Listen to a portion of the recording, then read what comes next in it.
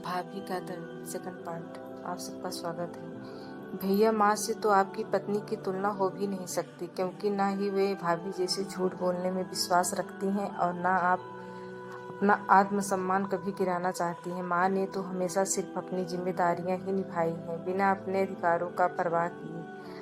पर आपकी पत्नी तो हमेशा से ही अपनी दुनिया में मस्त रहती हैं। आप में तो हिम्मत ही नहीं है उनकी मर्जी के खिलाफ कोई भी काम कर दो। अगर आपने कभी किया भी होगा तो उन्होंने तांडव किया है, शायद आपको याद नहीं है। जबकि आप तो गुलाम हो गए हों तो आपका विरोध करेंगी ही क्यों। और कमला भाभी को अपनी भाभी की याद आते ही मानो जैसे उनके मुंह में कड़वाहट सी घुल गई। बातें और विचारों के भंवर में इसी तरह गोते लगा रही थी। तभी उनके दरवाजे की घंटी बजी। घंटी की आवाज़ सुनकर उनका ध्यान टूट गया। तभी घड़ी की ओर निगाहें घुमाकर वह मन ही मन घबरा उठी। अब कैसे काम होगा, बच्चे आ गए, क्योंकि आज उनका सारा काम पड़ा हुआ है। भारी मन से उठते हुए उन्होंने दरवाज़ा खोला तो चहकते हुए दोनों बच्चों ने घर में प्रवेश किया। मम्मा, आपको पता है आज ड्राइंग टीचर को मेरी ड्राइंग बहुत पसंद आई। पूरी क्लास ने मेरे लिए क्लैपिंग किया। टीचर ने मुझे कलर पेंसिल गिफ्ट दिया।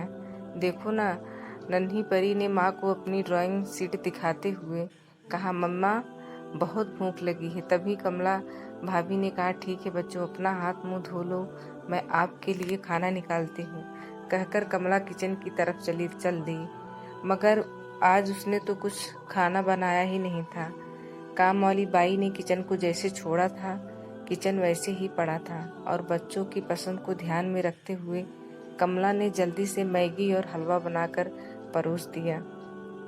बच्चों को खिलाने के बाद भी कमला के दिमाग में वही बातें गूंज रही थीं। खाने के बाद बच्चे पड़ोस में खेलने चले गए और कमला बिना सोचे खुद अपनी माँ के घर चल दी। वहां जाकर पता चला कि पापा कहीं बाहर गए हैं। माँ की हालत देखकर कमला भाभी फूट फूट कर रोने लगी और फिर उन्होंने अपने मन को शांत किया और कहा, माँ आप तैयार हो जाओ। माँ ने कहा, कहाँ जाना है? तो कमला ने कहा, हम महिला एनजीओ चल रहे हैं। उनकी माँ ने कहा, बेटा एक बार सोच लो, अभी तो यह बात घर में ही थी, अगर एनजीओ की महिलाएं घर आ गई तो यह बात बाहर तक फैल जाएगी और बेटा घर की बदनामी होगी, लोग क्या सोचेंगे। मगर कमला ने कही, जिसे जो सोचना है सोच ले, मगर मैं आपको और जुल्म नहीं सहने दूंगी। माँ, तुम समझती क्यों नहीं हो? जुल्म सहना भी एक बहुत बड़ा अपराध है और आज आपकी सहने की वजह से ही पापा का इतना मन बढ़ गया और इस उम्र में पहुंचकर भी उनको आपको परेशान करके ही खुशी मिलती है।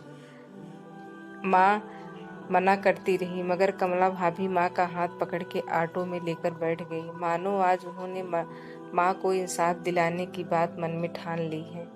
और उन्होंने कहा, बस पापा, बहुत हुआ। दूसरे दिन एनजीओ की महिलाएं कमला के माँ के पास आई। महिलाओं को देखते ही कमला भाभी के पिता और भाई दोनों का मुंह खुला का खुला रह गया और दोनों अपना पैर सर पर रखकर भागने की सोच रहे थे। मगर तभी महिलाओं ने उनके पिता को पकड़ लिया, धमकाया और समझाया और कमला ने उन्हें उनके सामने बचपन से लेकर अभी तक की सारी कहानियां सुनाई। यह सुनकर कमला के पिता और उसके भाई अपने किए पर बहुत शर्मिंदा हुए। कमला के पिता ने कमला की माँ से माफ़ी मांगी और कमला की कही बातें मानो उसके पिता के कलेजे को छलनी कर गई।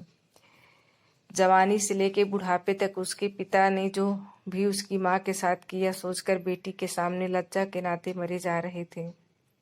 तब उन्हें एहसास हुआ, बेटी और बेटा दोनों इसी की कोख से जन्म लिए, मगर बेटी की ममता माँ के लिए कितनी है, ससुराल जाके भी नहीं भूली। शायद इसीलिए बेटियों को कई नाम से जाना जाता है। इस तरह कमला भाभी ने अपनी माँ को पापा से इंसाफ दिलाया। कहते हैं, नारी जब तक रोती है तब तक कमज़ोर होती है। कहानी पसंद आए तो मेरे चैनल को लाइक एंड सब्सक्राइब कीजिएगा। पत्नी ने कहा, बहुत याद आई बाबुल के घर की, बहुत याद आई बाबुल के घर की, पर मैंने आपके घर को अपना बना लिया। बहुत रोए माँ बाप के लिए, बहुत रोए माँ बाप के लिए, फिर भी आपके माँ बाप को अपना बना लिया। बिखरे हुए आपके घर को मंदिर बना दिया। और क्या चाहिए साहब, और क्या चाहिए? जो कुछ था मेरे पास अब तुम पर उल्टा